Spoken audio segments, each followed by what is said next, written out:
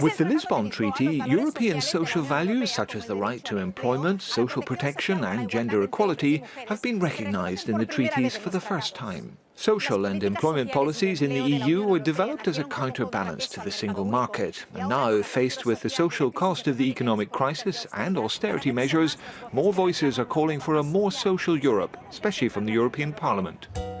But does this social Europe really exist? If yes, what does it look like? Let's see if we can find out. Will it be like a student? Or more like a young person searching for their first job? One of the main initiatives of the Europe 2020 strategy for driving sustainable growth is Youth on the Move, a package of policy initiatives aimed at boosting education and employment opportunities for young people and promoting mobility. With more than 7 million young Europeans out of work or training, the Youth Guarantee seeks to ensure that no young person up to the age of 25 spends more than 4 months out of work, training or work experience. But how is this goal going to be reached? Let's do the sums. Up to 80 billion euros will come from the European Social Fund, added to which the Youth Employment Initiative will provide 6 billion. 86 billion euros per year split between the 28 EU countries makes 3 billion per country to supplement their national funds. If we count the cost to Europe of having 7 million young people out of work, estimated at around 150 million euros per year, it seems the effectiveness of the Youth Guarantee is far from guaranteed. What other facet could a social Europe have? Will it have the profile of a migrant or posted worker? Free movement of workers is a fundamental principle of the European Union. In theory, everyone has the right to work in another European country and be treated equally and receive the same social and employment benefits, but in practice this isn't always the case. Let's suppose that as a Spaniard I decide to go and work in London. What can the EU do to protect my rights? To find out, I'm going to speak to Bernadette Segol from the European Trade Union Confederation.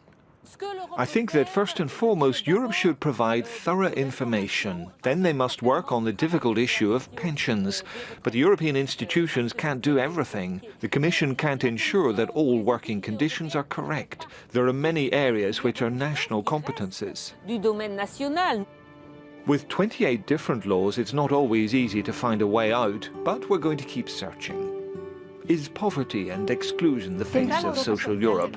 With more than 80 million Europeans affected, nothing can mask the scale of the problem.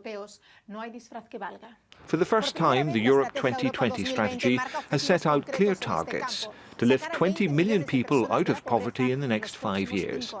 As a result of an agreement reached between the Parliament and the European Council, to the 20 billion euros provided by the European Social Fund, a further 4 billion will be added from the Fund for European Aid to the most deprived. But will this be enough? The money obviously is not enough, given that the problem is so huge.